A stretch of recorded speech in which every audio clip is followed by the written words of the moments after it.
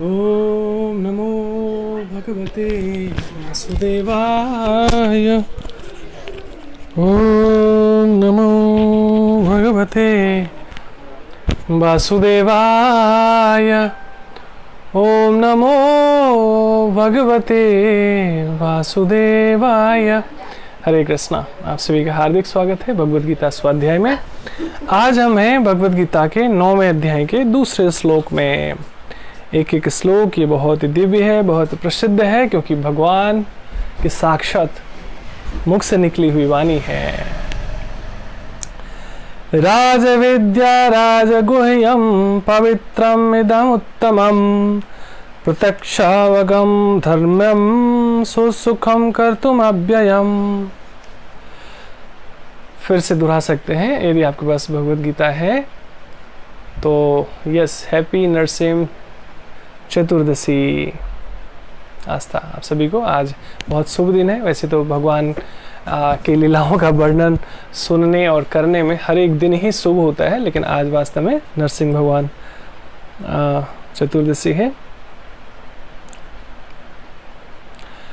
राज विद्या राजगुह्यम पवित्रम इदमुत्तमम प्रत्यक्ष अवगमम धर्म्यम सुसुखम कर्तुम अव्ययम। अर्थात यह ज्ञान सब विद्याओं का राजा है, यानी भगवत ज्ञान, भगवद गीता का ज्ञान जो समस्त रहस्यों में सर्वाधिक गोपनीय है। यह ज्ञान सब विद्याओं का राजा है। इसको राज विद्या राजगुह्यम कहा गया है 9वें अध्याय में, जो भगवान बताने वाले हैं हम सबको। जो समस्त रहस्यों में सर्वाधिक गोपनीय है ना, मोस्ट सीक्रेट डिवाइन नॉलेज। यह परम शुद्ध है। परम मतलब उससे ऊंचा कुछ होता नहीं है, शुद्ध है। और चूंकि यह आत्मा की प्रत्यक्ष अनुभूति कराने वाला है, सोल कॉन्शियसनेस की अनुभूतियां कराने वाला है, अतः यह धर्म का सिद्धांत है। सो धर्म क्या है, अधर्म क्या है, बेहतर है कि हमें स्वयं भगवान से जानना चाहिए, इधर उधर से नहीं। यह अविनाशी है। इस ज्ञान के विषय में कह रहे हैं, ये ऐसा ज्ञान है जिसका कभी क्षय नहीं होता, नाश नहीं होता, और अत्यंत सुखपूर्वक संपन्न किया जाता है। फिर से सुनते हैं भगवान। आज है हम लोग 9वें अध्याय के दूसरे श्लोक में। राज विद्या राजगुह्यम। यह ज्ञान सब विद्याओं का राजा है, जो समस्त रहस्यों में सर्वाधिक गोपनीय है।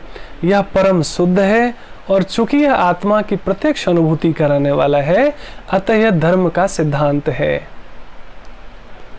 यह अविनाशी है और अत्यंत सुखपूर्वक संपन्न किया जाता है। आइए हम तात्पर्य समझने से पहले गुरुजनों से प्रार्थना कर लें। ओम अज्ञानतिमिरान्धस्य ज्ञानाञ्जनशलाकया चक्षुरुन्मिलितं येन तस्मै श्री गुरुवे नमः। वाञ्छाकल्पतरुभ्यश्च कृपा सिन्धुभ्य एव च पतितानां पावनेभ्यो वैष्णवेभ्यो नमो नमः। जय श्री कृष्ण चैतन्य प्रभु नित्यानंद, श्री अद्वैत गदाधर श्रीवासादि गौर भक्तवृंद। हरे कृष्णा कृष्ण कृष्ण हरे हरे, हरे राम राम राम हरे हरे।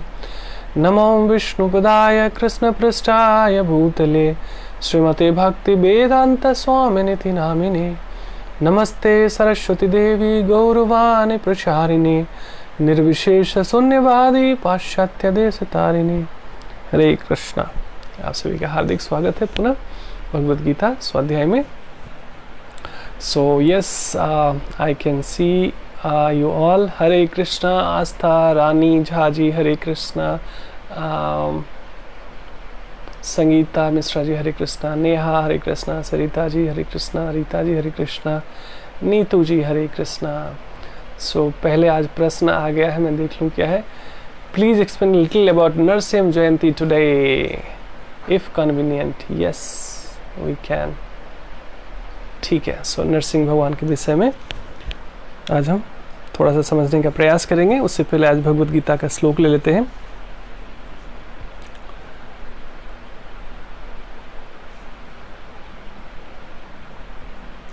तात्पर्य श्रील प्रभुपाद द्वारा। श्रील प्रभुपाद की जय। भगवद गीता का यह अध्याय विद्याओं का राजा है, यानी राजविद्या कहलाता है, क्योंकि यह पूर्ववर्ती व्याख्यायित समस्त सिद्धांतों एवं दर्शनों का सार है। जितनी भी हमारी जो है फिलॉसफी है उसका ये सार है, यानी निचोड़ है, जिस्ट है। भारत के प्रमुख दार्शनिक, यानी जो हमारे हिस्ट्री के जो मेन फिलोसफर्स रहे हैं, गौतम, कनाद, कपिल, याज्ञवल्क्य, सांडिल्य तथा वैश्वानर हैं। सबसे अंत में व्यासदेव आते हैं, जो वेदांत सूत्र के लेखक हैं। अतः दर्शन या दिव्य ज्ञान के क्षेत्र में किसी प्रकार का अभाव नहीं है। अब भगवान कहते हैं कि यह 9वां अध्याय ऐसे समस्त ज्ञान का राजा है। यह वेदाध्ययन से समस्त ज्ञान एवं विभिन्न दर्शनों का सार है। यह गुह्यतम है, क्योंकि गुह्य का दिव्य ज्ञान में आत्मा तथा शरीर के अंतर को जाना जाता है। समस्त गुह्य ज्ञान के इस राज विद्या की पराकाष्ठा है भक्ति योग। सामान्यतया लोगों को इस गुह्य ज्ञान की शिक्षा नहीं मिलती है, उन्हें बाह्य शिक्षा दी जाती है। माने संसारिक जितनी भी शिक्षाएं हैं वो तो हम सबको भर भर के दे दी गई है, लेकिन वास्तव में जो ट्रांसेंडेंटल नॉलेज है, जो ब्लिसफुल लाइफ कैसे जिया जाए, उसका ज्ञान हमें नहीं दिया गया है। जहाँ तक सामान्य शिक्षा का संबंध है उसमें राजनीति, समाजशास्त्र, भौतिक, रसायन, गणित, ज्योतिर्विज्ञान, इंजीनियरिंग आदि में मनुष्य व्यस्त रहते हैं।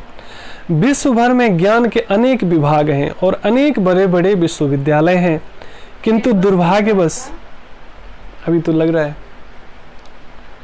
किंतु दुर्भाग्यवश कोई ऐसा विश्वविद्यालय या शैक्षिक संस्थान नहीं है जहां आत्मविद्या की शिक्षा दी जाती हो।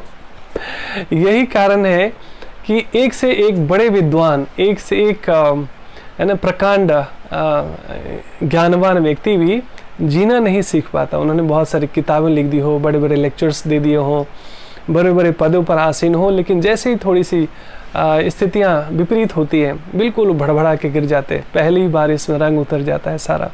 ये सब प्रमाण है। लेकिन भगवान के शुद्ध भक्तों को देखेंगे, वो समत्वम योग उच्चते के भाव में रहते हैं, समता में रहते हैं। सुख हो, दुख हो, सर्दी हो, गर्मी हो, हानि हो, लाभ हो, सम रहने का प्रयास करते हो, बैलेंस्ड रहने का प्रयास करते हैं। वो तुरंत एकदम से भड़बड़ा के गिर नहीं जाते ताश के पत्ते की तरफ। नहीं तो आप देख लीजिए, बहुत से बड़े से बड़े धनी लोग हैं, बड़े से बड़े ज्ञानी हैं, विद्वान हैं, है ना, प्रतिष्ठित लोग हैं, लेकिन आज सबकी हालत है ना पतली हुई पड़ी है, क्योंकि भगवान की आत्मविद्या के ज्ञान से परिचित ही नहीं है। और किसी भी स्कूल और कॉलेज में ये चीज़ सिखाया नहीं जाता है। किंतु दुर्भाग्यवश ऐसा कोई विश्वविद्यालय या शैक्षिक संस्थान नहीं है जहां आत्मविद्या की शिक्षा दी जाती हो, है ना। तो ये काम हमें अपने लिए भी और अपने बच्चों के लिए भी स्वयं ही करना पड़ेगा, किसी से एक्सपेक्ट नहीं कर सकते आप। निभा झा जी हरे कृष्णा, पूनम जी हरे कृष्णा, सभी का हार्दिक स्वागत है। तरुण प्रभु हरे कृष्णा। फिर भी आत्मा शरीर का सबसे महत्वपूर्ण अंग है, क्योंकि अगर इस शरीर में जैसे मोबाइल में सिम लगा होता है ना, तो ही आपका नेटवर्क रहता है। ये शरीर में समझिए वही भगवान का सिम लगा हुआ है, तभी ये शरीर जीवंत है, सांस ले रहा है, बोल रहा है, भोजन कर रहा है, कार्य कर रहा है। यदि आत्मा ही निकल जाए, सिम ही निकल जाए, तो ये मिट्टी का शरीर मिट्टी में मिल जाता है, इसकी 2 कौड़ी की भी कीमत नहीं रहती है ना। बल्कि इतने स्नेह से व्यक्ति घर परिवार बनाता है, पूरी जीवन इसी में लगा देता है, वही लोग कहते हैं अरे इस बॉडी को जल्दी से हटाओ, और हटाने के बाद तुरंत लोग साफ सफाई करते हैं, गंगा जल छिड़कते हैं, उसी से डरते हैं, उसी को छूने से भी डरते हैं, है ना। रात में कहीं कुछ छाए दिख जाने लगता है, अरे वो कहीं भूत बन के तो नहीं आ गया। यही है जीवन की कड़वी सच्चाई, और वो कोई और नहीं होता, हमारे अपने होते हैं।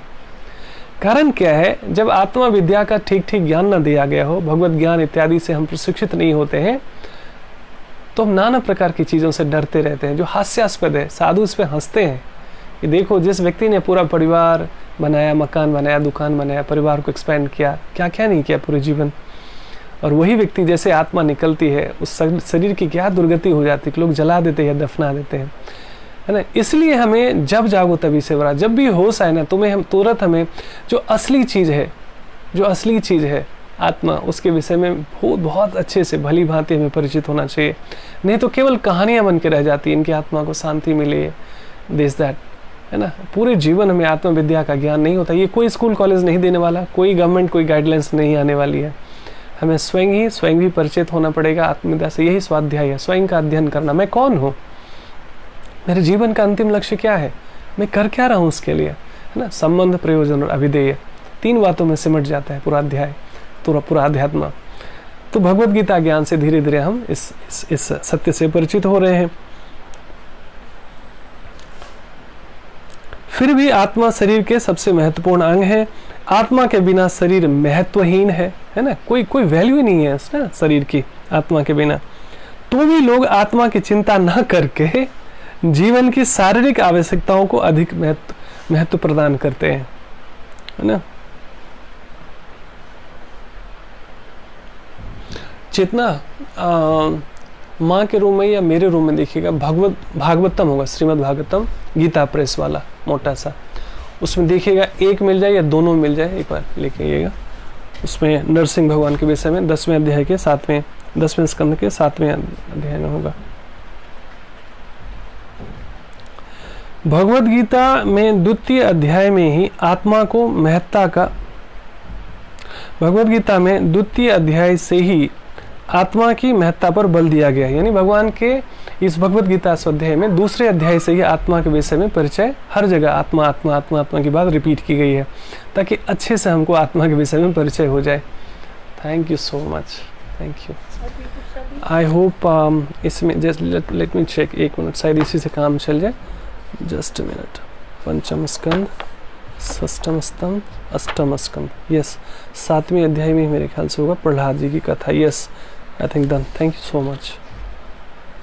इसमें नरसिंह भगवान की कुछ कथाएं हैं, उसको समझना। And thank you Aastha remind कराने के लिए।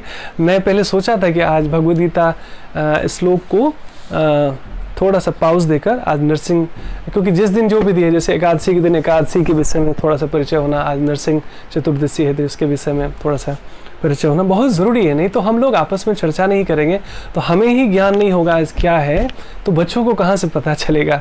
और हमारी संस्कृति से जोड़ने वाली ये सारे पर्व त्यौहार होते हैं, कई लोगों को पता ही नहीं। मैं खुद भी भक्ति योग से नहीं जुड़ा हुआ था, मुझे पता ही नहीं होता था। होली दिवाली छोड़कर, रामनवमी छोड़कर, दुर्गा पूजा छोड़कर कुछ पता ही नहीं होता था। एकादशी का क्या महत्व है, नरसिंह चतुर्दशी क्या होता है, बहुत सारी चीज़ें हैं ऐसे जो जानने को है। बलराम चतुर्दशी क्या होता है, बलराम जयंती क्या होता है, हनुमान जयंती क्या होता है। इस सबको हमें अपने कल्चर को रिवाइव करने की आवश्यकता है, नहीं तो पता ही नहीं चलेगा। और हमारे पास शास्त्र है प्रमाण के रूप में, हम पढ़ते नहीं हैं, है ना।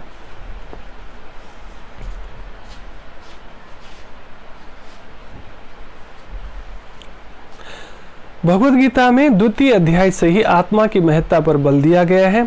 प्रारंभ में ही भगवान कहते हैं कि यह शरीर नश्वर है, यानी ये शरीर टेम्परेरी है, नष्ट होने वाला है, और आत्मा अविनाशी है, यानी आत्मा का कभी नाश नहीं होता, अविनश्वर है। यही ज्ञान का गुह्य अंश है, यही सीक्रेट है वास्तव में। केवल यह जान लेना कि यह आत्मा शरीर से भिन्न है, यह निर्विकार, अविनाशी और नित्य है। इससे आत्मा के विषय में कोई सकारात्मक सूचना प्राप्त नहीं हो पाती। कभी कभी लोगों को यह भ्रम रहता है कि आत्मा शरीर से भिन्न है, और जब शरीर नहीं रहता या मनुष्य को शरीर से मुक्ति मिल जाती है तो आत्मा शून्य में रहता है और निराकार बन जाता है, किंतु यह वास्तविकता नहीं है। हरे कृष्णा संजय प्रभु, हार्दिक स्वागत है आपका। जो आत्मा शरीर के भीतर इतना सक्रिय रहता है, वह शरीर से मुक्त होने के बाद इतना निष्क्रिय कैसे हो सकता है। अतः यह सदैव सक्रिय रहता है, यानी हमारा सोल जो ऐसा नहीं है कि वो शरीर छूटने के बाद बस निष्क्रिय हो जाता है, फिर भी वो एक्टिव रहता है। यदि यह शाश्वत है तो यह शाश्वत सक्रिय रहता है, हमेशा ही सक्रिय रहता है। और वैकुंठ लोक में इसके कार्यकलाप अध्यात्म ज्ञान के गुह्यतम अंश हैं। अतः आत्मा के कार्यों को यहाँ पर समस्त ज्ञान का राजा, समस्त ज्ञान का गुह्यतम अंश कहा गया है। सो मूल रूप से जो भगवत गीता का जो संदेश है आत्मा के विषय में ही है, क्योंकि जब तक आत्मा का परिचय नहीं होता तो परमात्मा का भी पता नहीं चलता। वैसे वर्षा है, या तो अथा तो ब्रह्म जिज्ञासा में ब्रह्म क्या है ना, उसकी जिज्ञासा में केवल इतना कह देना अहम ब्रह्मास्मि तत्त्वमसि से बात बनती नहीं है। केवल तोता क्या होता है, रट लेता है राम राम, लेकिन अगर बिल्ली गर्दन पकड़े तो वो राम राम भूल जाता है, वो टैं टैं की आवाज़ निकालता है। तो इसी कारण क्या है कि हमें जब तक गहनता से आत्मा का परिचय नहीं होगा, अपना परिचय नहीं होगा, परमात्मा का परिचय नहीं होगा, तो वैसे तो हम जप माला करते रहेंगे, लेकिन जैसे कुछ असुविधा हो जाए तो पता नहीं मेरे मुंह से क्या क्या, हमारे मुंह से क्या क्या निकलेगा क्योंकि अंदर वो पिघला नहीं है, वो ज्ञान बिल्कुल रस के रूप में भीतर ब्लड में आया नहीं है। इस तरह से वो घुल जाना चाहिए। ये 24 घंटे भगवान की स्मृति हो हर एक चीज़ में, बट इट टेक्स टाइम। तो एक दिन में कोई जादुई चमत्कार नहीं होता, न ही कोई ऐसी गोली या इंजेक्शन है कि एकदम से कोई भक्त बन जाए एकदम एक दिन में। इट्स ए ग्रेजुअल प्रोसेस, है ना। जैसे बीज होता है, हम सबके भीतर में भक्ति लता बीज है, लेकिन अभी जो आप सत्संग सुन रहे हैं ना, उससे क्या हो रहा है, वो बीज में धीरे धीरे एक फेवरेबल जमीन मिल रहा है उसको, उसमें अंकुरित होगा, धीरे धीरे बीज अंकुरित होगा, पौधा बनेगा और एक दिन वो बट वृक्ष का रूप ले सकता है। तब क्या होता है, हम दूसरों को शेल्टर दे सकते हैं।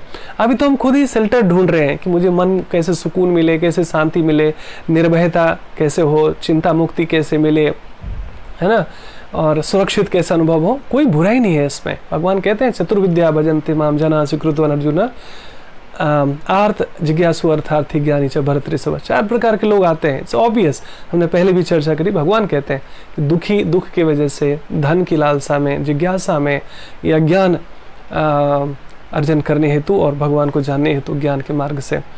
तो कोई भगवान इसको कोई नहीं कहता ये चालू है या बहुत मतलबी है या स्वार्थी। भगवान ऐसा नहीं कहते। भगवान हंसते हैं, मुस्कुराते हैं, उन सबको कहते हैं ये पुण्यात्मा है, ये है ना। क्योंकि स्ट्रेस डिप्रेशन हो जाए तो कोई शराब खाने भी चला जाता है, कोई वेश्यालय भी चला जाता है, लेकिन हमारा बच्चा मंदिर आ रहा है, धर्म की शरण ले रहा है, मेरा नाम ले रहा है, गीता पढ़ रहा है, जिज्ञासा कर रहा है, भगवान क्यों नहीं खुश होंगे, है ना। तो कम या ज़्यादा हम धर्म के मार्ग पर चल पड़ते हैं ना। किसी ने कहा है ना कि आप, भगवान कहते हैं कि मेरी तरफ 1 कदम बढ़ाओ, तुम्हारी तरफ मैं 10 कदम बढ़ाता हूँ। This is true actually.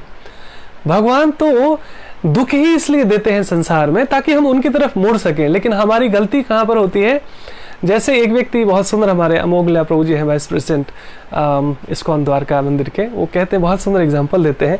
Material example देने से एक बार हमारे दिमाग में सेट हो जाती है कोई बात और हम भूलते नहीं है।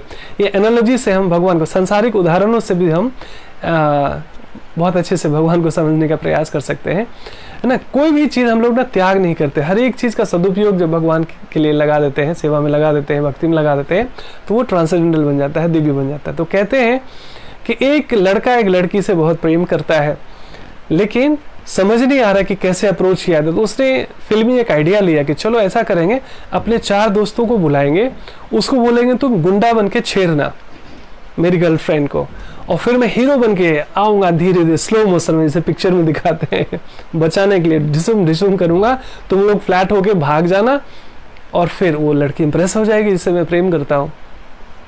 बहुत बढ़िया, सारी योजना बनाई गई, सब कुछ रेडी था पूरा, है ना, प्लॉट रेडी था, कैमरा, है ना, एक्शन।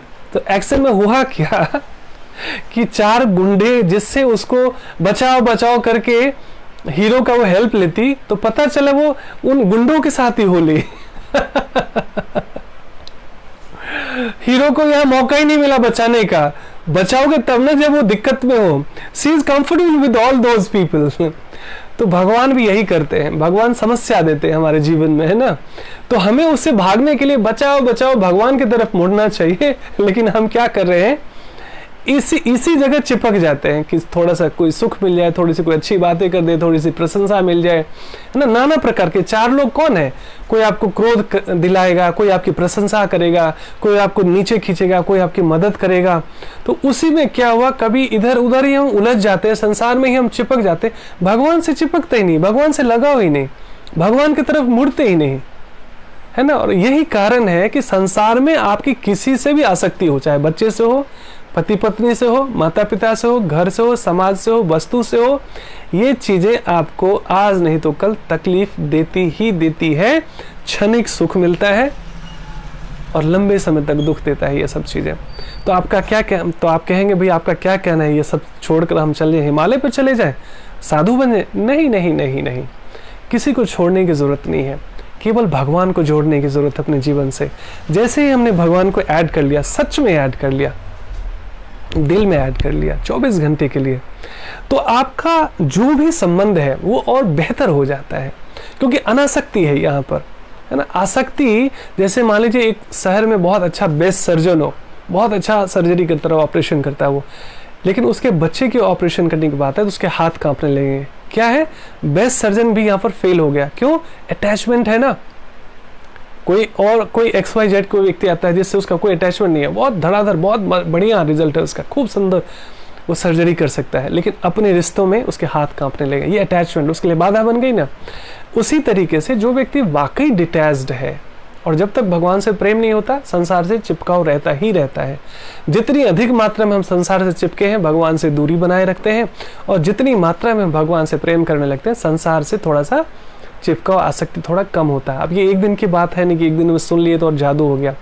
तो हमें मध्य में रहना है। ऐसा भी नहीं, ऐसी भक्ति नहीं करनी है कि परिवार को इग्नोर करना है।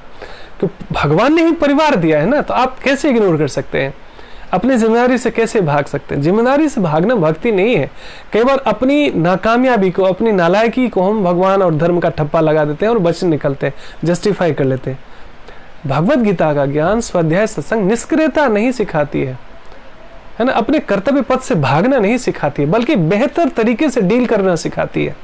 अर्जुन को भगवान ने थोड़ी कहा ठीक है कोई बात नहीं, तुम्हारी किस्मत खराब थी, ये लड़ाई झगड़ा करके क्या फायदा होगा, जाओ त्याग दो, जंगल चले जाओ, मेरा नाम लो, उद्धार हो जाएगा। ऐसा कहा क्या भगवान ने? उन्होंने कहा फाइट फॉर योर राइट, क्योंकि तुम क्षत्रिय हो और क्षत्रिय का धर्म है मिलिट्री जैसा। मिलिट्री में अचानक से साधु भाव आ जाए, नहीं जी ये तो मैं क्यों किसी का मर्डर करूंगा, ये भी किसी का पुत्र है, ये भी किसी का पिता है।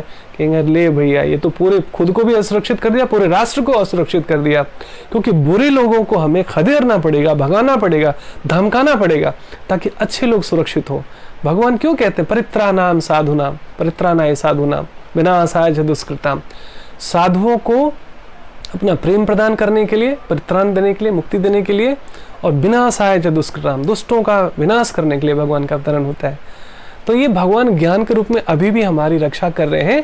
ये साधु पुरुषों की, साधु व्यक्तियों की रक्षा करते हैं। साधु मतलब ऐसा नहीं जो दाढ़ी बढ़ा लेते हैं, विद ड्यू रिस्पेक्ट, कोई क्रिटिसिज्म नहीं, लेकिन साधु मतलब जिसके हृदय में भगवान उतर गए हो, जिसके हृदय में भगवान का प्रेम उतर गया है, वही साधुता है। ये हमारा एटीट्यूड है, ये हमारा विचार है कि भीतर हम कैसे हैं। ऊपर से बेस बदल लेने से होगा नहीं।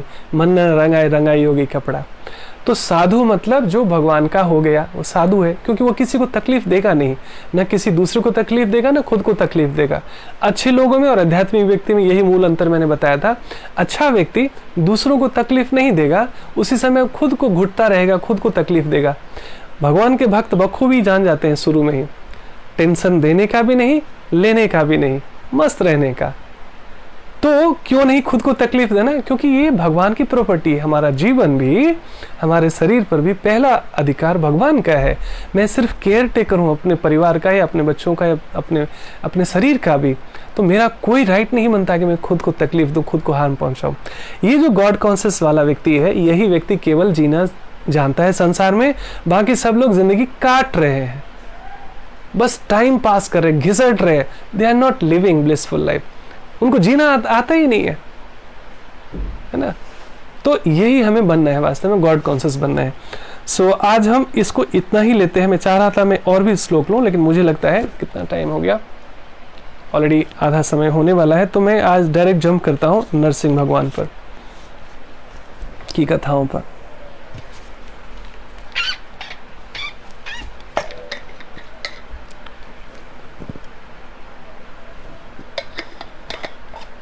हरि अनंत हरि कथा अनंता। तो वास्तव में क्या है, इतना तो हम सबको बेसिक्स पता ही है कि भगवान का नरसिंह अवतार हुआ था अपने भक्तों की रक्षा के लिए। और वो भक्त कौन थे? प्रहलाद महाराज, है ना। और प्रहलाद महाराज भक्त क्यों बने? क्योंकि उन्हें माँ के गर्भ में ही जो कयादू थी, प्रहलाद की माता, उनको जब देवासुर संग्राम हुआ था तो हिरण्यकश्यपु चले गए थे तपस्या के लिए, तो बदला लेने के लिए, क्योंकि उन देवताओं को बहुत परेशान किया था हिरण्यकश्यपु और हिरण्याक्ष ने। तो हिरण्याक्ष का वध हो गया था, उसका बदला लेने के लिए फिर से तपस्या करता है हिरण्यकश्यपु कि मैं इंद्र से बदला लूँगा, देवताओं से लड़ूंगा। तो वो तपस्या कर रहा होता है, तो उतने में इनको मौका मिल जाता है देवताओं को, तो वो हमला कर देते हैं असुर लोक पर, और कयादू का भी यानी प्रहलाद की माता का भी अपहरण कर लेते हैं। और वो इसलिए अपहरण करते हैं ताकि इसके पेट में जो बच्चा पल रहा है, तो ये चूंकि हिरण्यकशिपु का ही बेटा है, तो ये भी फिर से मान लीजिए हिरण्यकशिपु को भी हमने वध कर दिया, फिर इसका बेटा होगा वो बदला लेगा, फिर ये राक्षसी, ये चलता ही रहेगा, युद्ध कभी समाप्त नहीं होगा। तो ऐसा करते हैं कि इसको हम इसका हरण कर लेते हैं इसकी माता का, और जब ये बच्चा निकलेगा, बच्चा पैदा होगा, संसार में आएगा, तो इसका हम वध कर देंगे।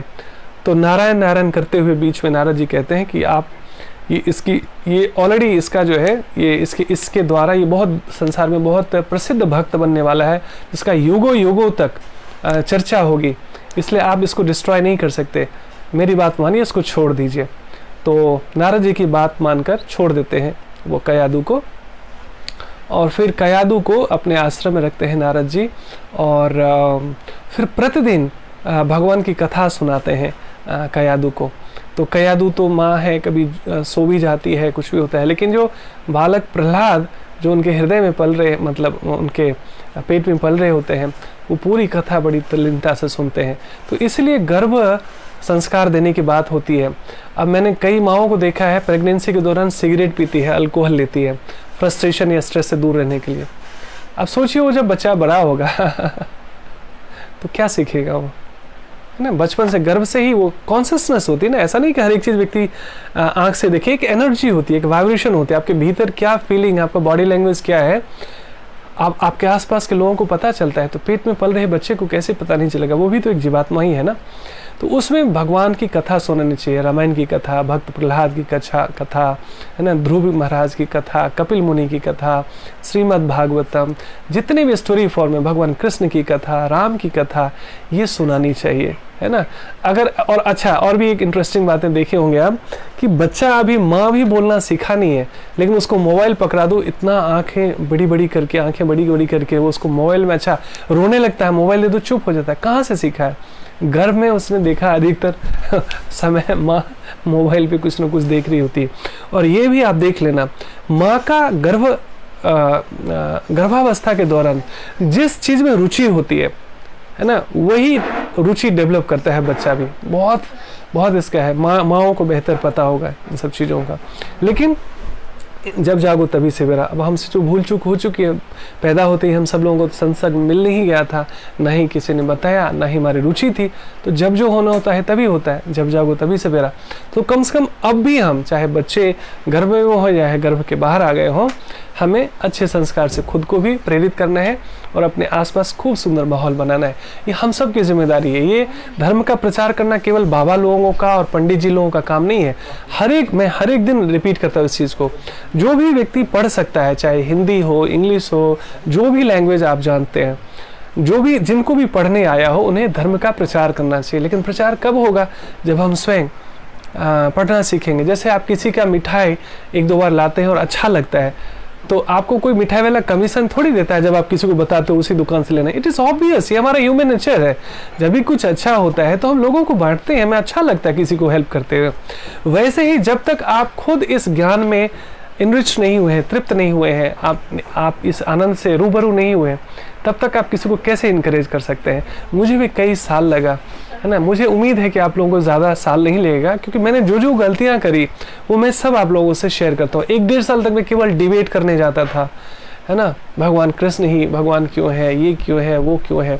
लेकिन भगवान की कृपा ही समझिए कि उसके बावजूद मैं जाता रहा और प्यूरिफिकेशन होते रही। और ये तो through out life time process है। ये कोई भी व्यक्ति इतना विद्वान नहीं हो जाता उससे सीखने की ललक छोड़ दे। वो जब तक आजीवन अंतिम सांस तक जिस व्यक्ति में भी सीखने की ललक है, खासकर धर्म ज्ञान, वही व्यक्ति जिंदा है। बाकी सब टाइम पास कर रहे हैं, टाइम काट रहे, घिसट रहे, जिंदा लाश की तरह है। वो सब कुछ रहते हुए भी they are not living actually. जिंदा वही है जो सीखने की ललक रखता है, धर्म ज्ञान में जीने की ललक रखता है। जितना धर्म ज्ञान में जीते हैं हम, उतनी बुराइयाँ, उतनी वीकनेस, उतनी बैड एडिक्शंस वगैरह छूटते चले जाते हैं। तो हम प्रकाश से प्रकाशित होते हैं और अंधकार यानी अज्ञान रूपी, दुख रूपी अंधकार से दूर भागते रहते हैं। सो आइए हम, तो मैं कहाँ था, तो हाँ, उसके बाद क्या हुआ, फिर एक दिन ऐसा होता है कि प्रहलाद का जन्म होता है और उसके बाद इनकी तपस्या पूरी हो जाती है हिरण्यकशिपु की, और वो फिर नारद जी के आश्रम से लाते हैं और नारद जी का धन्यवाद करते हैं कि आपने मेरी पत्नी और मेरे बच्चे की रक्षा करी, आपका मैं आभारी हूँ। और वो चले आते हैं। फिर अपने राज्य को संभालते हैं। तो बच्चे को गुरुकुल में भेजते हैं, और गुरुकुल में शिक्षा क्या दिलवाते हैं, क्योंकि सारे असुर बालक हैं वहाँ पर, तो राक्षस क्या सिखाएंगे, भगवान के बारे में थोड़ी सिखाएंगे वो तो सिखाया जा रहा था वहाँ पर कि हिरण्यकशिपु ही भगवान है। मतलब जो दानव है, असुर है, राक्षस है, जिसकी निंदा होनी चाहिए, विलेन ही वहाँ पर भगवान हूँ मैं, इसका प्रचार कर रहा था। तो चूंकि गर्भ संस्कार में ही इतने प्रशिक्षित हो गए थे प्रहलाद महाराज कि जो फॉर्मल एजुकेशन होती थी वो क्लास अटेंड करते थे, चुपचाप सुनते रहते थे बेमन से मुस्कुराते हुए कि ये सारे मूर्ख क्या उल्टी बातें कर रहे हैं, भगवान तो एक विष्णु है और ये लोग कहते हैं कि हिरण्यकशिपु भगवान, कितने मूर्ख हैं सारे। लेकिन उन पर दया आती थी सारे शिक्षकों पर भी कि अगर वो भगवान की शिक्षा देते तो उनकी हत्या कर दी जाती और सैलरी देना तो बंद हो ही जाता।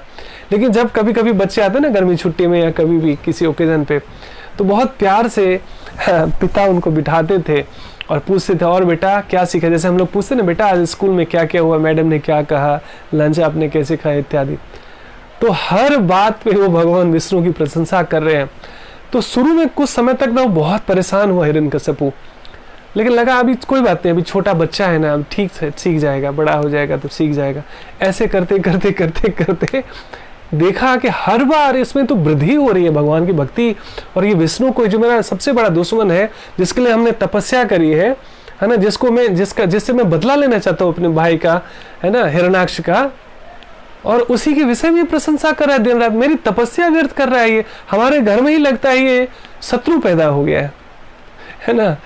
तो लेकिन बहुत समझाने के बावजूद, टीचर्स को धमकाने के बाद, गुरुकुल के सारे जो है बच्चों को और टीचर्स को धमकाने के बाद भी लगा कि ये कोई काम नहीं कर रहा, तो उसने यही निर्णय लिया कि ये तो मेरा दुश्मन जैसा है बेटा होकर भी, इसको अब मरवाना ही पड़ेगा।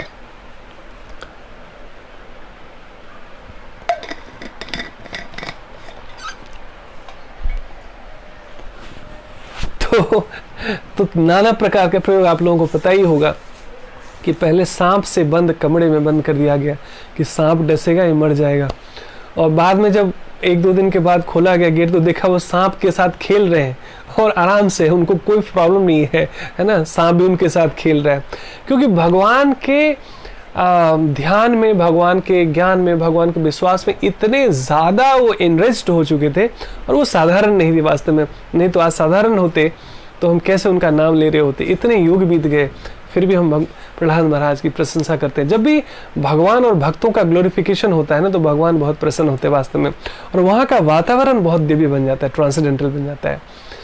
तो ठीक है भाई, सांप से भी कुछ हुआ नहीं इसका, तो ऐसा करो इसको ना नदी में फेंकवा दो। सो इसके बॉडी में उनको ना पत्थर का बहुत बड़ा सा बोल्डर बांध दिया गया और नदी में फेंक दिया गया। पता चला वो पत्थर तैरने लगा जो पत्थर डुबा देता है व्यक्ति को, डूब जाता है, वो तैरने लगा क्योंकि भगवान रक्षा कर रहे थे।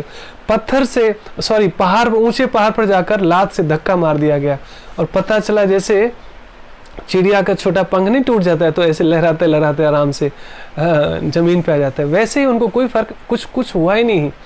इस तरह से नाना प्रकार के प्रताड़ने दी, हाथी से कुचलवाया गया, कुछ नहीं हुआ, और लास्ट में हम सबको पता है कि फिर वो होलिका बहन है उनकी, जिनको वरदान था कि वो उनको एक पता नहीं कुछ ऐसा पोशाक मिला था जिसको पहन के अग्नि में भी जाएगी तो जलेगी नहीं, अग्नि छू नहीं पाएगा, और ऐसी व्यवस्था हुई। भगवान से स्मार्ट तो कोई होता नहीं कि वो सारा वो जो भी चादर था कुछ भी था प्रहलाद को ढक लेता है और होलिका जल जाती है, उसके बाद ही होलिका दहन और होली पर्व मनाया जाता रहा है। अंत में भगवान बहुत नाराज हो रहे होते हैं, है ना, कि मुझे कैसे प्रकट करना है अपने भक्त की रक्षा के लिए। बहुत क्रोधित हो गए भगवान, बहुत ज़्यादा क्रोधित हो गए हैं। तो प्रलय के कुछ लक्षण दिख रहे थे। ऐसे साधु कहते हैं कि जब भी उनके भक्तों को इतना कोई परेशान कर रहा था बार बार, तो सभी सही समय का इंतजार कर रहे थे कि कब मुझे प्रहलाद बुलाएगा और मैं तत्पर अवतार लूँगा, है ना। और तब तक जो है शुक्लाचार्य जी, जब भी वो ब्रह्मा जी की तपस्या कर रहे थे हिरण्यकशिपु, तो उनके गुरु ने बोला था कि अमरता का वरदान लेना ब्रह्मा जी से। जैसे तुम अमर हो जाओगे, अमरता का वरदान ले लोगे, फिर तो तुम किसी से डरोगे नहीं, फिर तो तुम कुछ भी उत्पात मचा सकते हो। तो ब्रह्मा जी तपस्या से प्रसन्न होकर आते हैं, कहते हैं नहीं, सिर्फ ये वरदान नहीं दे सकता, मैं प्रकृति के नियम को तोड़ नहीं सकता बेटा, और कुछ भी मांगना है मांगो, मैं तुम्हारे तपस्या से प्रसन्न हूँ और मेरा मेरा अधिकार और कर्तव्य दोनों है कि मैं जो भी व्यक्ति तपस्या करता है उसे मैं वरदान देता हूँ, है ना। ये सिद्धियां हैं, तपस्या का बल मिलेगा ही मिलेगा, लेकिन अमरता का नहीं। इसको छोड़कर चाहे तुम जो भी मांग लोगे मांग लो। तो फिर भी शुक्लाचार्य का ध्यान करते हैं, तो शुक्लाचार्य जी कहते हैं कि ठीक है, तुम जो है दूसरा चीज़ वरदान मांगोगे तो ऐसा जो खुद तुम्हें मार ही नहीं सके, दिन में मरूँ ना रात में बनूँ, आसमान पे ना ज़मीन पे, है ना कोई किसी जानवर से, ना किसी मानव से, न अस्त्र से न शस्त्र से, है ना। तो कुछ बचा ही नहीं है ऐसा जिसमें कोई मारा जा सकता हो। लेकिन भगवान तो स्वयं ही स्मार्ट हैं, चतुर है। तो हम सबको पता ही है कि वो संध्या का समय था, घर के बीच में था, न घर न बाहर, है ना, ज़मीन न आसमान, तो जंघा, न खून, न अस्त्र है, न शस्त्र है। और भगवान जो है नरसिंह देव है, शरीर नर का है और चेहरा जो है सिंह का है, नाखून फिर शेर का है। तो ऐसा कोई अवतार था ही नहीं, तो न जानवर है न नर है ना। और ये सारी चीज़ें करके भगवान, और जिस तरह कई बार क्या होता है ना, बाज जो है ना सांप के साथ खेलती है ना, उसका शिकार करती है तो कभी छोड़ती है, कभी पकड़ती है, कभी छोड़ती है। कभी चूहे बिल्ली का भी आपने देखा होगा कि चूहे का शिकार करने के लिए बिल्ली कभी छोड़ देती है, उस अवस्था में बच गया, फिर भागती है, फिर पकड़ लेता है। ऐसे भगवान बहुत देर तक तो खेलते हैं हिरण्यकशिपु के साथ, क्योंकि भक्तों को आनंद देने के लिए भगवान हर तरह की लीलाएं करने को तैयार रहते हैं, है ना। और अंततः यही होता है कि पूछता है कि तुम कह रहा है अच्छा हर जगह जो है ना, वो कहता है यहाँ है भगवान, कहते हैं हाँ यहाँ है भगवान, हाँ। तो हर जगह भगवान बिल्कुल कॉन्शियस है कि मुझे कहाँ से प्रकट होना है अगर हिरण्यकशिपु कह देता कि तुम्हारे भगवान पानी में से है तो मुझे दिखाओ कि पानी में है, तो शायद भगवान पानी से प्रकट हो जाते। लेकिन अंततः हर जगह यहाँ वहाँ करते करते हिरण्यकशिपु कहता है क्या इस खम्भे में भी भगवान है और कहते हैं हाँ, तो मुझे दिखाओ, मुझे बताओ कैसे खम्भे में भगवान। तो तुरंत ही भगवान खम्भे फाड़ कर नरसिंह रूप में दहाड़ते हुए, सिंह की दहाड़ करते हुए, पूरा कहते हैं उस समय जब भगवान आए तो पूरा प्रलय जैसा माहौल था। देवी देवता भी घबरा गए थे भगवान का विकराल रूप देखे, लेकिन क्योंकि भगवान अपने प्रति किए गए अपराध को भी क्षमा कर सकते हैं, लेकिन भगवान अपने भक्तों के प्रति अपराध क्षमा नहीं करते। इसलिए भगवान वाकई बहुत क्रोधित हो गए थे, वो खुद स्वयं भूल गए थे कि मैं भगवान हूँ। तो ये क्रोध भी हम सबके जीवन में भगवान से ही आया है, लेकिन क्रोध किसके लिए? विनाशाय च दुष्कृताम, है ना, दुष्टों को विनाश करने के लिए, है ना। परित्राणाय साधुनाम, साधुओं की रक्षा के लिए, साधुओं के परित्राण के लिए और दुष्टों की रक्षा के लिए। तो क्रोध होना चाहिए, क्रोध हमें भी बचा के रखना चाहिए। कहीं भी अन्याय हो रहा हो, अधर्म हो रहा हो, अत्याचार हो रहा हो, भ्रष्टाचार हो रहा हो, है ना, सहिष्णु होना चाहिए। भक्त बहुत सहिष्णु होते हैं, लेकिन भगवान राम को भी क्रोध क्यों आया? समुद्र पर क्यों उन्होंने तीर चलाया? जहाँ नीडफुल है, क्रोध भी एक पोटेंशियल है, ये एक दैवीय ऊर्जा ही है, इसका सदुपयोग करना चाहिए। कहीं आप किसी भी अपने आसपास कुछ अन्याय हो रहा हो, अधर्म हो रहा हो, भ्रष्टाचार अत्याचार हो रहा हो, तो एकजुट मिलकर उस क्रोध का इस्तेमाल करना चाहिए और अधर्म को हराने का पूरा प्रयास करना चाहिए। धार्मिक होने का मतलब, भक्त होने का मतलब निष्क्रिय और कमजोर होना और कायर होना बिल्कुल भी नहीं है। भगवान ने ये भी नहीं कहा कि अरे ठीक है तुम्हारी किस्मत खराब थी बेटा, छोड़ दो अर्जुन, क्या लड़ाई झगड़ा करना, क्यों खून खराबा करना। उनका नहीं, क्षत्रिय का जन्म धर्म है क्षेत्र की रक्षा करना, है ना। अपने क्षेत्र की रक्षा करने को ही क्षत्रिय बोलते हैं। जैसे मिलिट्री मैन है, अब मिलिट्री मैन को दया आ जाए, नहीं जी मेरे देश पर हमला करता है, करने दो जी, की फर्क पहन रहा है जी, क्या हो जाएगा जी। अरे कहेंगे भैया जरूरत नहीं तुम्हारी ऐसे, तो तू कायर, उसको ऐसे कायर भगेड़ू को गोली मार दिया जाता है उल्टा अपने ही फौज द्वारा। तो जो हमारा धर्म है उसकी रक्षा के लिए तो हमें युद्ध करना ही पड़ेगा। इसलिए धर्म की रक्षा के लिए अगर युद्ध भी करना पड़े तो वो भी धर्म बन जाता है। इसलिए भगवान ने अपने आचरण से दिखाया। तो यहाँ पर फिर क्या होता है, खंबे से भगवान प्रकट होते हैं और बहुत सारी क्रीड़ा करते करते भगवान उसका वध कर देते हिरण्यकशिपु। उसके बाद भी उनका क्रोध शांत नहीं हुआ, बहुत क्रोधित है। तो बहुत सारे देवी देवता उन पर फूल बरसाते हैं, स्तुति करते हैं, लेकिन सब भाग जाते हैं डर कर। क्यों?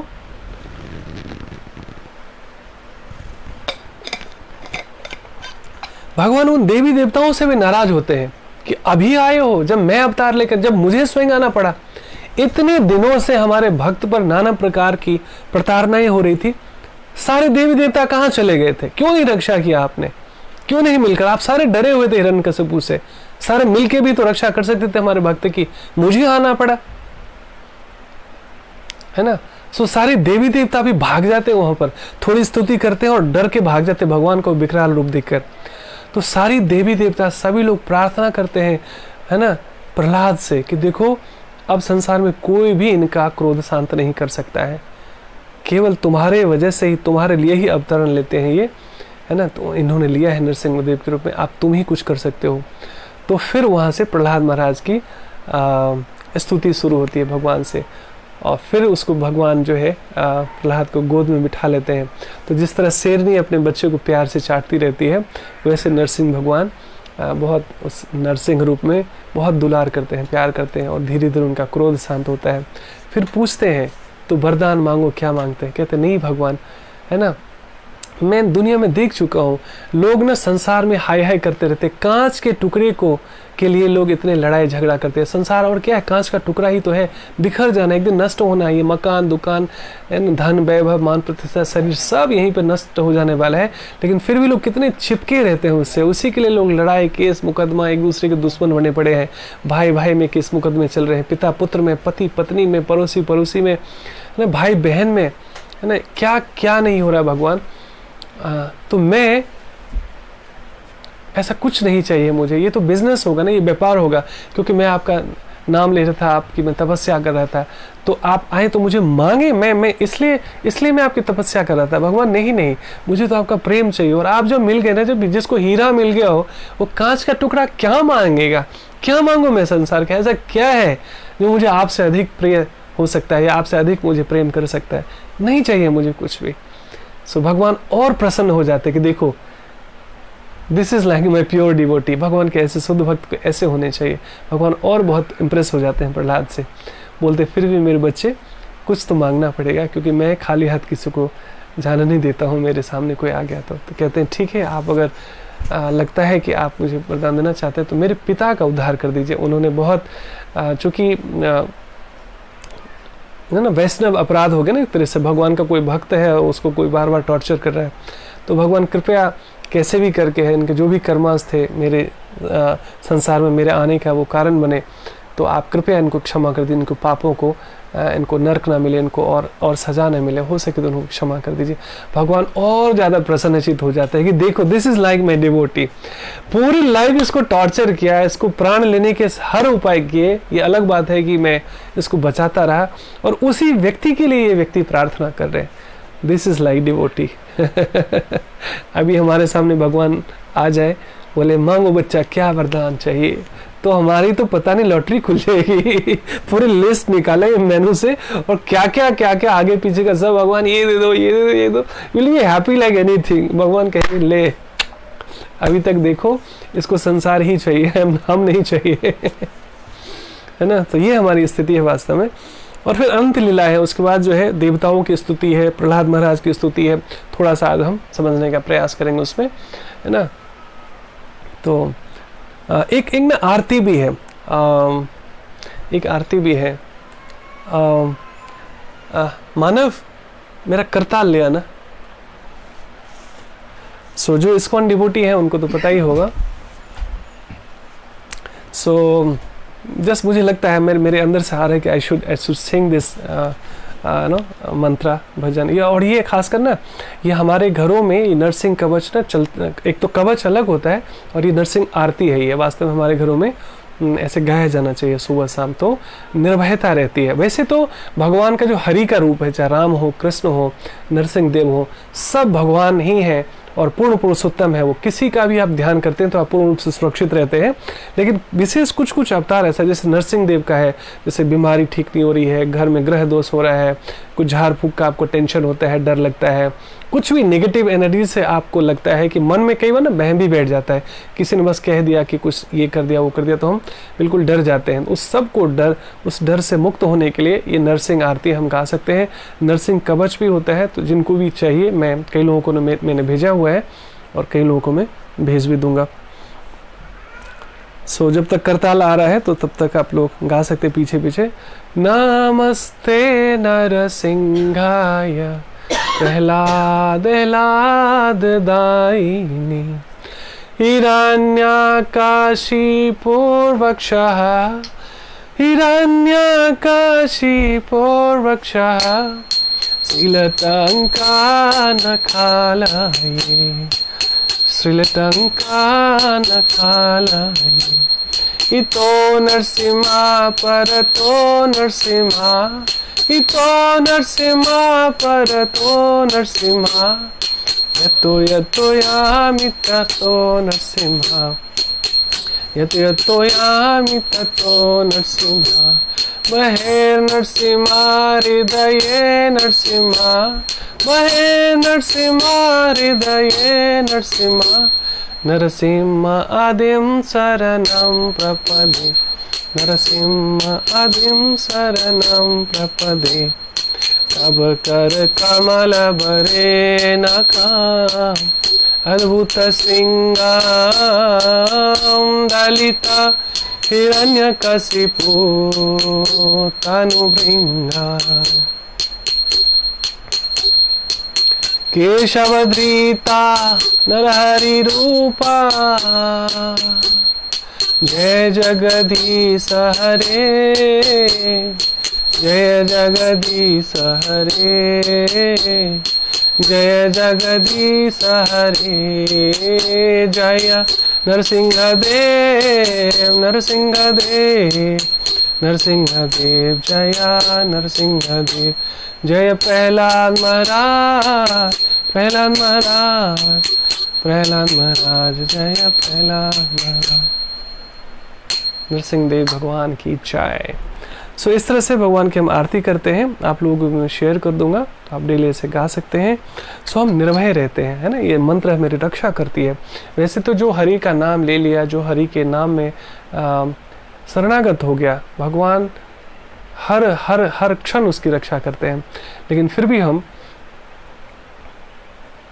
हाँ, नरसिंह किसी ने बहुत सुंदर बात कही है, नरसिंह आरती फ़ोन पे भी लगा सकते हैं, डेफिनेटली लगा सकते हैं, क्यों नहीं ना। सो नरसिंह कवच होता है, नरसिंह आरती होती है।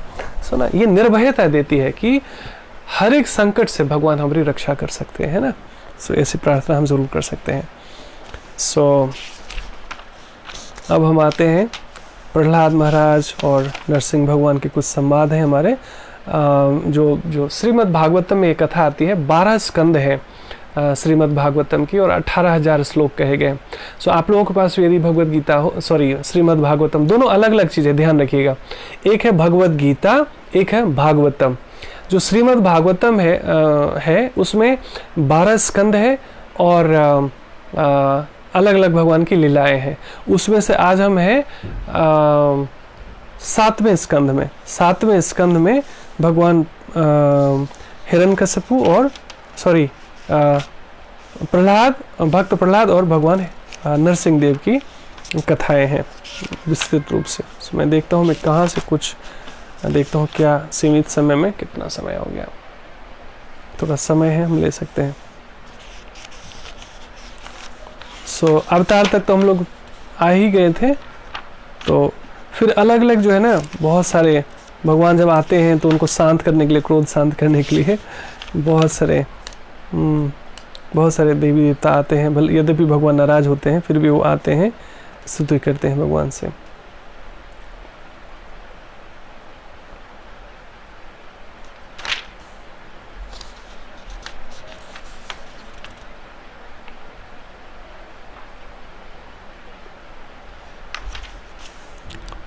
सो प्रहलाद महाराज की स्तुति हम पढ़ लेते हैं। सेकंड,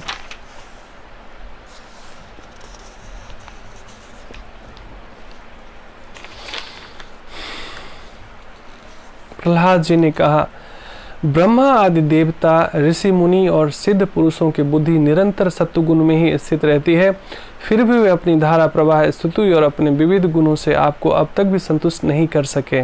ये नरसिंह देव से प्रहलाद महाराज की प्रार्थनाएं हैं। फिर तो मैं घोर असुर जाति में उत्पन्न हुआ। देखिए भक्त की ह्यूमिलिटी कितनी है ना। अनन्य भक्त हैं प्रहलाद महाराज भगवान के, लेकिन यहाँ पर क्या कह रहे हैं कि ब्रह्मा आदि देवता, ऋषि मुनि और सिद्ध पुरुषों की बुद्धि निरंतर सत्वगुण में, कहते हैं कि वो तो मोड ऑफ गुडनेस में रहते हैं हमेशा, है ना। वो देवी देवता के स्तर कितनी ऊंची स्थिति है, और मैं तो तमोगुण में रहने वाला असुर कुल में पैदा हुआ हूँ, है ना।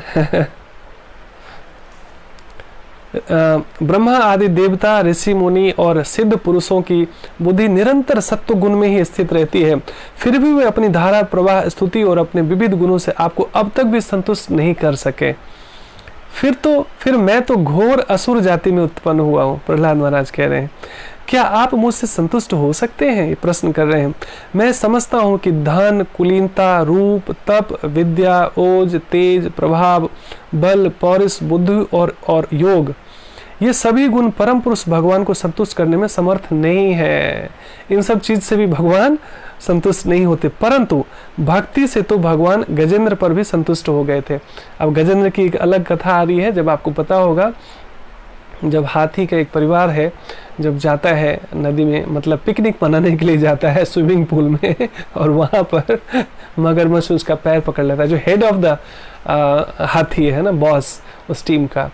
और कहते हैं ना, पानी में रह के मगर से बैर। अब आप हाथी पे तो बहुत, ये ज़मीन पे तो बहुत बलशाली हो, लेकिन जब भी आप नदी के भीतर जाते हो तो वहाँ का राजा तो फिर मगरमच्छ ही है, तो बहुत वो भी तगड़ा था। बहुत सारी कथाएं आती हैं उसकी, कभी हम सुनेंगे इसके विषय में भी। श्रीमद् भागवत में ये सारी कथाएं हैं, है ना। तो पूरी ताकत लगा देता है, और इनके सारे सगे संबंधी डर से धीरे धीरे पीछे हो जाते हैं। आप देखेंगे जब भी बुरा वक्त होता है, जो लोग आपकी बहुत प्रशंसा करते हैं, वाहवाही करते हैं, लेकिन जब ऐसे बुरे फंस जाओ ना आप, तो धीरे धीरे करके एक एक करके सब साइड हो जाते हैं। ये कड़वी सच्चाई है, तो ये कोई नई बात नहीं है गजेंद्र की कथा से भी। तो धीरे धीरे उनके सगे संबंधी डर से कोई बचाने नहीं आता, तो अंत में फिर क्या करते हैं, एक कमल का पुष्प तोड़ते हैं उसी नदी से, और सूर से भगवान को याद करते हैं। और जैसे ही याद करते हैं, तुरंत भगवान एकदम विलंब नहीं करते हैं, और अपने चक्र से उसकी हत्या कर देते हैं मगरमच्छ की, और ये हाथी छूट जाते हैं। इसकी लंबी कथा है, ब्रीफ में ये स्टोरी। कई बार हम लोग बचपन से वो फोटो कैलेंडर देखते आए हैं, जहाँ पर भगवान विष्णु ऊपर गरुड़ पे सवार है, हाथी भगवान को कमल पुष्प तोड़कर उनसे प्रार्थना कर रहा है, और यहाँ मगरमच्छ के गले कट रहे हैं सुदर्शन चक्र से। पहले हम लोगों को पता नहीं था कि क्या स्टोरी है, बट ये श्रीमद् भागवत में ये सारी स्टोरी है, और बहुत इंटरेस्टिंग है ये। कई लोग जैसे भगवत गीता की फिलॉसफी हो सकता है डाइजेस्ट ना हो, लेकिन जो भागवतम ये फुल ऑफ स्टोरीज है, मजा आएगा आपको भी पढ़ने में, और बच्चों को भी।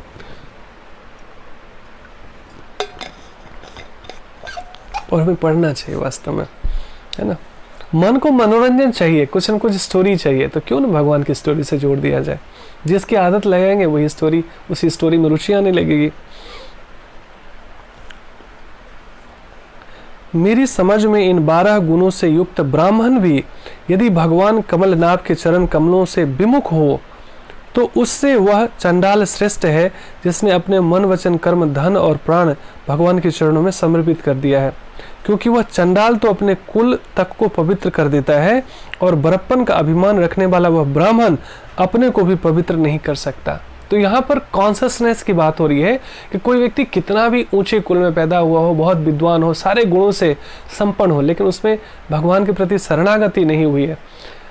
भागवतम आप पढ़ सकते हैं, इस्कॉन की भी भागवतम आती है, 12 स्कंद की, 12 उसकी सेट आती है। आप ऑनलाइन भी मंगा सकते हैं, ये आसपास मंदिर है आपके, तो आप भागवतम का सेट मंगा सकते हैं।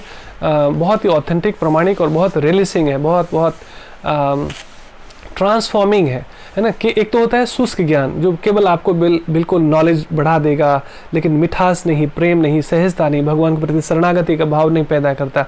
वो सारे शुष्क ज्ञान है, ड्राई नॉलेज है, तथाकथित धार्मिक पुस्तक होने के बावजूद। और दूसरा है कि वो पढ़ते पढ़ते भगवान से प्रेम हो जाए, आपको भगवान के प्रति शरणागति का भाव आ जाए, भक्ति में और कुछ जिज्ञासा करने की रुचि बढ़ जाए, तो समझिए वो शास्त्र आपको हेल्प कर रहे हैं। तो इस्कॉन की वो भागवतम सेट है, आप ले सकते हैं, ऑनलाइन भी मंगा सकते हैं। आपको नहीं पता तो मैं लिंक भेजूंगा, या आपके आसपास अगर मंदिर है तो वहां से आपको मिल जाएगा, है ना। मैं समझता हूं कि धन, कुलीनता, रूप, अच्छा ओके, सर्वशक्तिमान प्रभु, ये प्रार्थना कर रहे हैं भगवान को शांत करने के लिए प्रहलाद महाराज। सर्वशक्तिमान प्रभु अपने स्वरूप के साक्षात्कार से ही परिपूर्ण हैं। उन्हें अपने लिए क्षुद्र पुरुषों से पूजा ग्रहण करने की आवश्यकता नहीं है। देखिए कितनी सुंदर बात है।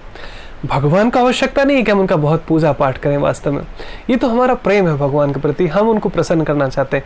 भगवान स्तुति निंदा से ऊपर है, है ना। भगवान तो उसको भी भर भर के देते हैं जिसने कभी मंदिर नहीं देखा, कभी दान नहीं किया, कोई अच्छा कार्य नहीं किया, कोई भलाई का कार्य नहीं किया, पाप ही पाप कर रहा है, फिर भी उसके कर्मा के लिए, कर्मा के कारण, उसके गुड कर्मा के कारण भगवान उसको भी भर भर के देते हैं, है ना। जैसे सूर्य का प्रकाश किसी से भेदभाव नहीं करता, भगवान तो दुष्टों पर भी कृपा करते हैं, उसको अबोध और अज्ञान समझते हैं, लेकिन जब अति हो जाती है ना, वो कुछ भी करता रहे भगवान माफ कर देते हैं। लेकिन जब वो सज्जन पुरुषों की, साधु पुरुषों की, भले लोगों के प्रति अपकार करने लगता है, तब भगवान फिर बर्दाश्त नहीं करते।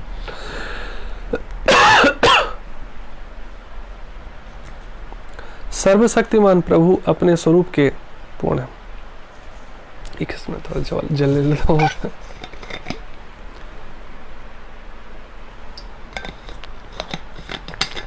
पूरे दिन सुबह से शाम तक कुछ न कुछ क्लासेस रहती है, तो गले बेचारा भी कभी कभी जवाब देने लगता है। उन्हें अपने लिए क्षुद्र पुरुषों से पूजा ग्रहण करने की आवश्यकता नहीं है, वे करुणावश ही भोले भक्तों के हित के लिए उनके द्वारा की हुई पूजा स्वीकार कर लेते हैं। भोले भक्तों के द्वारा मतलब पूरा जो हम्बल है कि हे प्रभु, मेरे में कोई ज्ञान नहीं, कोई बुद्धि नहीं, मेरी कोई योग्यता नहीं, लेकिन फिर भी जो भी है उसे स्वीकार कीजिए, तो भगवान स्वीकार करते हैं। प्रेम, उनको आडंबर नहीं चाहिए। पत्रम पुष्पम फलम तोयम यो में भक्त्या प्रेक्षति, चाहे वो पत्ता हो, चाहे एक फ्लावर हो, चाहे जल हो, चाहे एक फल भी हो, प्रेम से जो, स्नेह से जो उनको अर्पित करता है, नहीं तो उनको हम क्या दे सकते हैं, हमारी औकात क्या है वास्तव में। सो भगवान भावग्राही जनार्दन है, अगर हम प्रेम से उनको देते हैं, भगवान बहुत हर्षित होकर स्वीकार करते हैं उसे। जैसे अपने मुख का सौंदर्य दर्पण में दिखने वाले प्रतिबिंब को भी सुंदर बना देता है, वैसे ही भक्त भगवान के प्रति जो जो सम्मान प्रकट करता है वह उसे ही प्राप्त होता है। इसीलिए सर्वथा अयोग्य और अनाधिकारी होने पर भी, ये प्रहलाद महाराज कह रहे हैं, इसीलिए सर्वथा अयोग्य और अनाधिकारी होने पर भी मैं बिना किसी शंका के अपनी बुद्धि के अनुसार सब प्रकार से भगवान की महिमा का वर्णन कर रहा हूँ। इस महिमा के गान का ही ऐसा प्रभाव है कि अविद्यावश संसार चक्र में पड़ा हुआ जीव तत्काल पवित्र हो जाता है। ये दूसरों के लिए भी इंस्पिरेशन दे रहे हैं प्रहलाद महाराज यहाँ पर। टाइम ऑलरेडी हो चुका है और बहुत सारी, इसमें हम अलग से एक्चुअली ना एक वीक सप्ताह वो रख सकते हैं प्रहलाद महाराज की शिक्षाएं और नरसिंह देव का अवतार। सो मैं जब तक ये मैं 18वां अध्याय तक ले रहा हूँ, मुख्य मुख्य श्लोक जो मुझे अच्छा लगता है, तो जो बहुत इजी टू अंडरस्टैंड है, ये हम भगवद गीता लेंगे वन बाय वन, और बीच बीच में मौका मिला तो हम श्रीमद् भागवतम की स्टोरी भी लेकर आएंगे। स्टोरी बहुत इंस्पायरिंग है, स्टोरी बहुत इजी टू डाइजेस्ट है। भगवद गीता का संदेश है रबड़ी की तरह, है तो रिच लेकिन सब लोग ज़्यादा डाइजेस्ट नहीं कर सकते।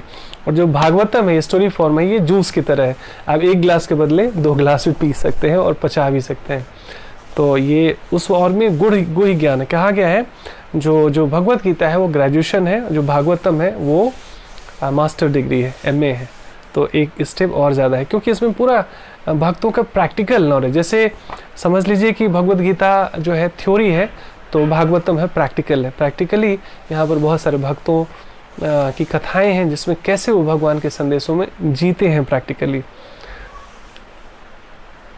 सो आज मैं यहीं पे वाइंड अप करता हूँ, और क्योंकि समय हो गया है और समय का सम्मान करना चाहिए हमें। कोई प्रश्न आया है इतने में तो मैं देख सकता हूँ। तो इसको होगा तो थोड़ी सी स्टोरी हम ना, और भी हम थोड़ी देर भगवत गीता का संदेश लेंगे, और कुछ देर जो है भागवतम की, ये आज शुरू हो गई नरसिंह भगवान की कथा, तो थोड़ी देर हम और भगवान की स्टोरी लेंगे। तो कोई प्रश्न आई होप कि अभी तक आया तो नहीं है ना, लेट मी चेक।